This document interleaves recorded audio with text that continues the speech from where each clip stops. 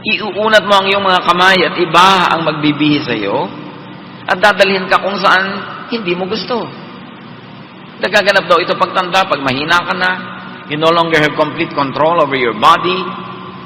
Kaya habang maaga, pumunta ka na sa gusto mong puntahan. Habang kaya pa. At hanggat maaari, habang bata ka pa, magbihis ka ng matatanda at mahihina. At ipanalangin at asahan, kung ikaw naman ang tumanda, ay meron din magbihis sa iyo. Kasi ang itinatanim ay inaani. Magpasyal ka na ng mga matatanda. Para kung ikaw naman ang tumanda, ay maaaring sa iyong itinanim ay meron namang magpasyal sa iyo.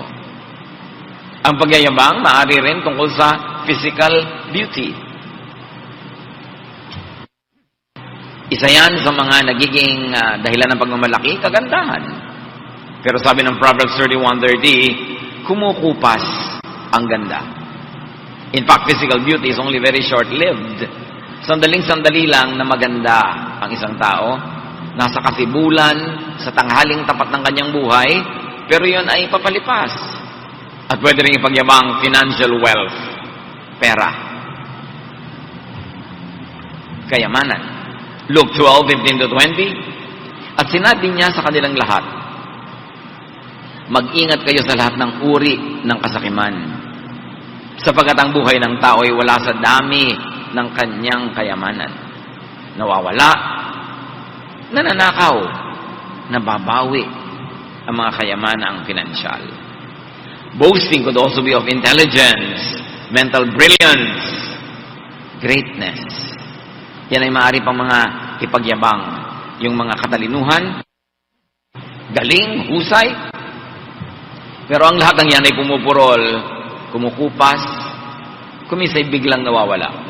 Gaano ka man katalino, karunong, kahusay, minsan ka lang mabagok, na apektuhan ang iyong utak, pwedeng mawala ang lahat.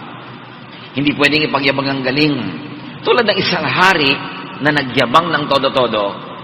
Daniel 4:29-33. Minsan, namamasyal ang hari sa hardin sa bubong ng kanyang palasyo sa Babylonia. Ito ay si Haring Nebuchadnezzar. Sinabi niya, talagang dakila ang Babylonia. Ako ang nagtatag nito upang maging pangunahing lungsod at maging sagisag ng aking karangalan at kapangyarihan. So ako ang dakila, ako ang magaling, ako nagtatag. Hindi pa siya natatapos sa pagsasalita. Nang isang tinig mula sa langit ang nagsabi, Haring Nebuchadnezzar, pakinggan mo ito. Aalisin na sa iyo ang kaharian. Katatapos-tapos pala niya magyabang, meron ng bawi ang langit, sapagkat sinosolo niya ang karangalan at di niya kinikilala ang Diyos sa langit. Ipagtatabuyan ka sa parang at doon maninirahan kasama ng mga hayop. Kakain ka ng damo tulad ng baka. 7 taon kang mananatili sa gayong kalagayan hanggang sa kilalanin mong nasa ilalim ng kapangyarihan ng kataas-taasang Diyos ang kaharian ng mga tao at maaari niyang ibigay ito kanino man niyang naisin. Ipinaliwanag ng tinig mula sa langit ang dahilan kung bakit babawian ng kapangyarihan at katinuan si Haring Nebuchadnezzar. Sabi, kailangan kilalanin mo na ang Diyos ay nasa ibabaw ng lahat ng kapangyarihan ng tao. Na siya ang nagbibigay at nagbabawi nito. At mangyayari sa iyo sasahol ka pa sa hayop. At minaipaliwanag na ang mga medical scientists na maaring uri ng sakit na dumapo dito kay Nebuchadnezzar, but definitely it affected his brain, his mind. At nangyari yun. So, nangyayari ang pagbababa sa mga nagmamataas. Pagbawi sa mga pinahihiram lang naman. Verse 33, nangyari agad kay Nebuchadnezzar ang sinabi ng tinig. Kahit gaano karunong, kahusay, kagaling, maaaring magkasakit sa utak ang tao. Maaaring mabaliw na nagiging asal, hayop o masahol pa. O lumalabo ang alaala, nagdidilim ang kaisipan, nawawala ang inspirasyon sa galing, pumupurol, dumidilim. Boasting could be of talent or skill. Ang husay-husay mong gumawa ng ganito, gumawa ng ganyan, pero ang tao nagkakasakit.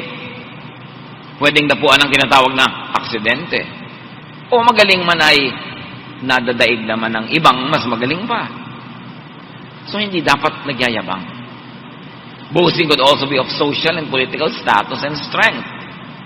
Makapangyarihan, maraming relations, maraming koneksyon, pero pwedeng bumabagsak, iniiwan, tinatalikuran ng iba. Lalo yung political power, pag uso ka, ang dami mong kaibigan. Pag di ka na uso, bumabaligtad pa ngayon, dating kunwari kaibigan mo, nagiging kaaway mo pa. Boasting could also be of spiritual standing and power. Hindi napapansin ng mga nagbubuhay banal o nagbabanal-banalan o pinipilit maging banal na nagiging kayabangan na rin nila ang kanilang kayabangan, ang kanilang kalinisan. Kuminsan ang taong hindi nagkakasala ay nagiging mayabang at minamaliit, dinudusta agad yung mga nagkakasala. Yung mga taong maganda ang buhay, matuwid, malinis, maaari hindi niya napapansin na naipagyayabang na niya yon sa paghuhusga niya sa mga kapwa niya na itinuturing niyang marumi. Kaya sabi ng 1 Corinthians 10:12, kaya't mag-ingat ang sino mang nag-aakalang siya'y nakatayo at baka siya mabuwal. Kung nakatayo ka, magpasalamat ka sa Diyos, pero ihanda mo rin ang iyong loob sa posibilidad na pwedeng walang kaginsa-ginsa ay mabuwal ka. Kaya ang mga nakatayo, nananatiling nakatayo, dapat mabait sa mga nabubuwal. Kasi hindi mo alam kung kailan ikaw naman ang mabubuwal. Ang mga matuwid ay dapat na mahabagin, mabuti pa rin sa mga liko. Ang mga nabubuhay sa liwanag ay hindi dapat manlait ng mga nagtatago sa dilim. Those who live above the surface must never diminish the human value of those who fall in the cracks. Hindi dapat nagmamalaki. Lalong-lalo ang kabanalan, hindi dapat ipinagmamalaki yan. Kasi hindi mo alam kung kailan biglang ikaw naman ang matatalo ng tukso. Dadapuan ng pagkakamali at igugupo ng kahinaan. Huwag kang naagad-agad na mamalo sapagkat ang iyong pamalong ginagamit ay maaring sa iyo naman gamitin kung ikaw ang dapat paluin. Lahat ay pinagmamalaking yan. All this could disappear in a flash. Tulad ng nangyari kay Job, na nakatala sa Job 1:13-21. Ang yaman-yaman niya, dami-dami niyang anak at mga manugang, napakarami niyang kaibigan, mapakalusog ng kanyang katawan, pero sa isang araw, nabawian ng lahat ng yaman, namatay ang lahat ng anak, ang mga kaibigan ay naglayuan sa kanya, at iniwan siya ng kalusugan, nabalot ng galis ang kanyang katawan mula tuktok ng ulo hanggang dulo ng daliri sa paa. At may kaisa-isang taong natira sa kanyang piling, ang kanyang asawa, na walang ginawa kundi siya ay guluhin at inisin. All in a day. Ang buhay ng tao pwedeng maiba sa loob lang ng isang araw. Kaya hindi dapat magmalaki. Even you, I, could disappear in a flash. Naglalakad ka lang, biglang natagalan ka ng gumuhong building. Instantly, nakalibing ka na. Tinamaan ka ng kidlat. Tinamaan ka ng ligaw na bala. O bigla ka naka-atake sa puso. Walang pwedeng ipagmalaki ang tao. Hindi mo pwedeng sabihin, marami akong gagawin sa buhay. Dahil sabi sa Luke 12:20, sinabi sa kanya ng Diyos, hangal, sa gabi ring ito'y babawian ka na ng buhay. Kanino ngayon mapupunta ang mga inilalaan mo para sa iyong sarili? Hindi masamang maglaan sa sarili. Ang minamasama dito ay yung yabang na akala mo walang katapusan ng buhay mo at ma-enjoy mo lahat pagdating ng panahon. Kaya ang lesson, meron ka mang inilalaan ngayon, meron ka mang mga tinatangkilik, meron ka mga tinatamasa, enjoyan mo na, i-share mo rin sa iba, glorify God, kasi hindi mo alam kung bukas buhay ka pa. Walang pwedeng ipagmalaki. Ang yabang na mga pinag-usapan natin ay madalas umuwi sa hatol ng Diyos. o sa hatol ng kapwa. Kasi siyempre, ayaw din ng tao sa kapwa-taong mayabang. Ang pagmamataas ay umuwi sa pagbababa. Ang liko ay umuwi sa pagtutuwid. Nangyayari ang likas at natural na pagbabalanse ng buhay. Kaya dapat, kung ayaw mong sapilitang mabalanse ka, ikaw na ang mag-balance sa sarili. Makahalata ka kung lumalabis ka na, ikaw na ang magbawas para hindi na langit pa ang magbawas. Nakakahalata kang yumayabang ka na yata, abay ibaba mo na agad ang iyong sarili kaysa langit pa ang magpaluhod sa iyo para ka mapababa. Nakakahalata kang sobra ka ng nagmamalupit sa kapwa, magpakabait ka na kaysa pilitin ka pa ng Diyos na maging mabait. Huwag magyabang. Iwasang magyabang and be blessed. Or stay blessed. Blessed ka na. Tapos magyayabang ka, di mawawala ang blessing. Dati kang wala. Binigyan ka ng Diyos, pinayaman ka. Ipagyayabang mo. Kung bawiin. Malakas ka, marami kang kayang gawin. Ipagyayabang mo, kung pahinain ka. The best way to be blessed or to stay blessed, huwag magyabang. How not to boast? Paano nga ba hindi magyayabang? Unang-una, avoid the sin of Nebuchadnezzar. Acknowledge God for your blessings.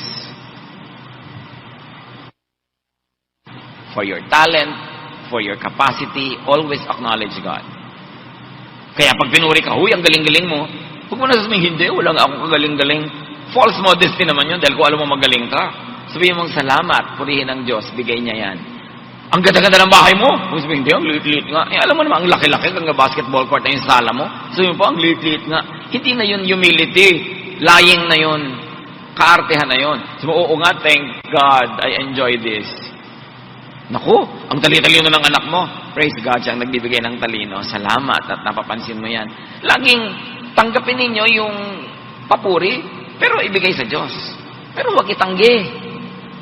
Hindi yung mukhang-mukhang bata ka. Yung mukhang-mukhang bata ka, hindi nga. May wrinkle-wrinkle nga ako. Samantalang nakatira ka na sa salon para ka magmukhang bata. Pagkatapos sinabing mukhang bata ka, hindi nga. Matanda nga itsura ko. Kaartehan na yun. When people compliment you, be thankful. Say thank you. Praise God. Ang galing-galing mo naman tumula, ang galing-galing mo kumanta, salamat po at purihin ng Diyos. Huwag yung hindi naman po ako magaling. Kasi hindi na effective yun. Nakakainis pa nga yung gano'n ng arte. Be thankful to God. Thank God all the time. And honor God with your blessings. Pag kinikilala natin na ang pagpapala ay galing sa Diyos, lagi natin siyang pinararangalan. And how do you honor God with your blessings? Multiply the blessings. Binigyan ka ng pera, sumaya ka, edi magpamigay ka rin para dumami ang sumaya, hindi lang ikaw. Multiply the effect of the blessing. Huwag susuluhin. Katulad nung binigyan ng Panginoon ng puhunan, hindi niya pinalago, napagalitan ng Panginoon. Matthew 25:27. Bakit hindi mo man lamang inilagay sa bangko ang aking salapi?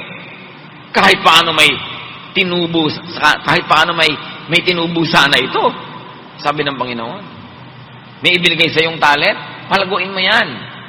Kailangan tumubo ang Diyos. Binigyan ka ng talent na kumanta. Kumanta ka, hindi lang sa banyo. Kumanta ka sa publiko, kumanta ka ng mga makadiyos na awit. Para ang kabutihan ng Diyos ay mahayag sa pamamagitan ng awit. Ano mang talent, gamitin mo. You're a gifted teacher, mag-handle ka ng Bible study. You are gifted with a comfortable house, host a Bible study. Kasi doon mo napaparami yung epekto ng pagpapala. Minumultiply. Honor God with your blessings, give back to God. Kung galing sa Diyos, abay dapat ka magsukli. May ibinigay sa iyo, dapat bigyan mo siya ng tubo. Dapat ka mag-entrega sa Diyos. Kasi siya ang may bigay. Make, at least, correct offerings. Bakit dapat correct ng offerings? Because it is recognition of God as giver. Bakit napakahalaga nagbabayad ka ng buwis? Sa gobyerno, bakit pwede kang ikulong dahil lang hindi ka nagbayad ng buwis? Kasi pag nagbabayad ka ng buwis, ibig sabihin, nire-recognize mo yung gobyerno. Kaya ang mayroong mga civil disobedience, ayaw na nag-recognize ang isang gobyerno, hindi sila nagbabayad ng buwis. Ngayon, nire-recognize mo ang Diyos. Nire-recognize mo siya ang nagbibigay ng lahat ng blessing. Hindi nagbubuwis ka sa Kanya.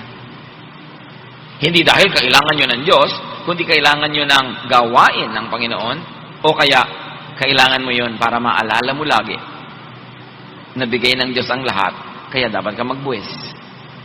Genesis 28:22, ibabalik ko sa inyo ang 10 bahagi ng lahat ng ipagkakaloob ninyo sa akin.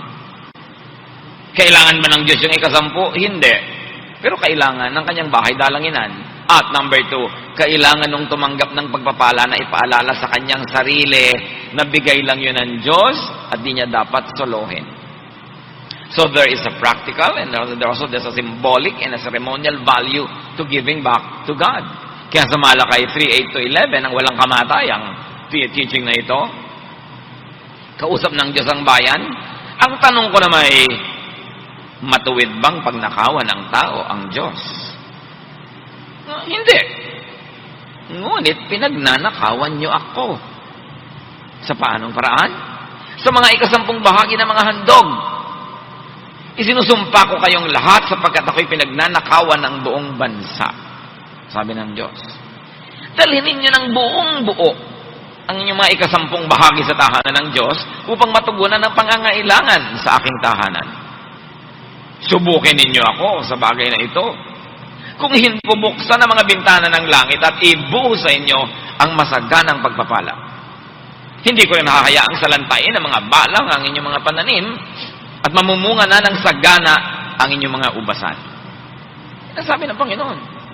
Naiinis ako sa inyo, dinadaya niyo ako.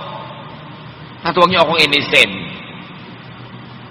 Bigyan niyo ako ng kasiyahan at pagka hindi naman iba yung lalong kasiyahan ang tatanggapin niyo mula sa akin. So honor God. Do not boast and honor God with your blessings. Share with others. Tuwing may natatanggap ka sa Panginoon, huwag mong salohin, laging merong kaparte yung iba. Natutuwa siya.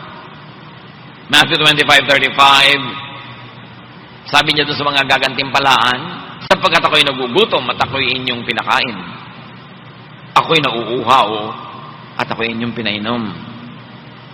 Ako'y isang dayuhan at inyong pinatuloy. Ano mang buti ang ginagawa natin sa kapwa is an act of high worship. Ang pagsamba hindi lang sa pag-awit, sa pagsayaw, sa pagdadasal, napakataas na uri ng pagsamba. Ang paggawa ng mabuti, lalo sa mga hindi makakapagsukli, lalo sa mga sobrang kawawa at maralita, mahina, yun ang kabutihan na kinikilala ng Diyos, na siya mismo ang beneficiary, kasi mahal niya yung binigyan mo, di siya yung tumatanaw, siya ngayon ang magbabalik. Talaga. Hindi ka pwede magmahal sa Diyos nang hindi ka palabigay sa kapwa. Magandang question Paano ko pa malalaman na meron akong totoong faith? Palabigay ka ba sa kapwa? Yun, isa sa mga palatandaan na meron kang tunay na pananalig. Honor God with your blessings by what? You should enjoy your blessings on time. In time. Yung on time, sa nakatakdang schedule. Yung in time, kung kailan nagkataon at dumating, enjoy the blessing. Naranasan nyo na ba na may niregaluhan kayo ng magandang damit, tapos hindi sinusuot, nasa cabinet lang? Niregaluhan nyo ng magandang plato, baso, hindi ginagamit, nasa cabinet lang? Niregaluhan nyo ng gamit na mahusay, ayaw gamitin dahil baka marumihan, baka dumumi, baka mabasag? Ikinakatuwa nyo ba yung ganon? O gusto nyo yung nakikita nyo yung ginagamit niya yung bigay nyo? Ganun ang Diyos. Yung bigay niya, gusto niyang makitang ine-enjoy natin. Dahil binibigyan tayo ng pagpapala para ating ma-enjoy, hindi para ating ilagay sa estante. In other words, appreciation is important. And one of the best ways to appreciate a gift is to put it to good use. So enjoy the blessings that God gives you. Ecclesiastes 3:1, ang lahat sa mundong ito ay may kanya-kanyang panahon. May kanya-kanyang oras. Kaya may oras ng pagtamasa, paglasap, pag-enjoy sa blessings ng Diyos. Huwag ipagyabangang bukas. Anong ibig sabihin? Ay, next year na ako magpapahinga. Kung mamatay ka na next month, hindi ka na nakapagpahinga. O ayan, napahinga ka tuloy ng napakahaba. Huwag mo sabihin na magtitipid ako ng 10 taon, sa ika-11 taon, doon ako magbabakasyon. Yun ang pagyayabang. Sure ka, nasa 11th year, andyan ka pa. So what do? Because you respect time and the unpredictability of anything that can happen in life, every day, may trabaho ka, may bakasyon ka, may treat ka to yourself, may sakripisyo ka para sa iba, ginagawa sa loob ng isang araw. Every week, meron ka ring mini vacation, yun man ay whole day or half a day. Every week, meron ka ring pagtitreat sa sarili mo at sa iba. Kakain kayo siguro ng makakaya mong kainin na masarap. Magpapahinga ka. Hindi iipunin mo lahat ang hirap ngayon at babawi ka na lang many years from now. Isang uri yun ng pagyayabang. So, enjoy life. Plant, work, harvest, rest, all in a day. Dapat marunong tayong merong mini vacation every day. Kahit man lang half an hour yon, yung gusto mong gawin, mapag-isa ka, manahimik ka, magawa mo. Hindi yung puro pagtitiis. Alam niyo yung sobrang tiis ng tiis, inis na inis, sikil na sikil, sakripisyo ng sakripisyo. Maraming nagiging sakit ang katawan. Sapagkat lahat ng ating pagsikil sa tunay nating nararamdaman, pagtitiis, pagkainis, pagkagalit, naiipon yan at nagbibigay ng sakit sa ating lupang katawan. Kaya, di ba sabi, magpatawad ka para hindi ka magdala ng galit.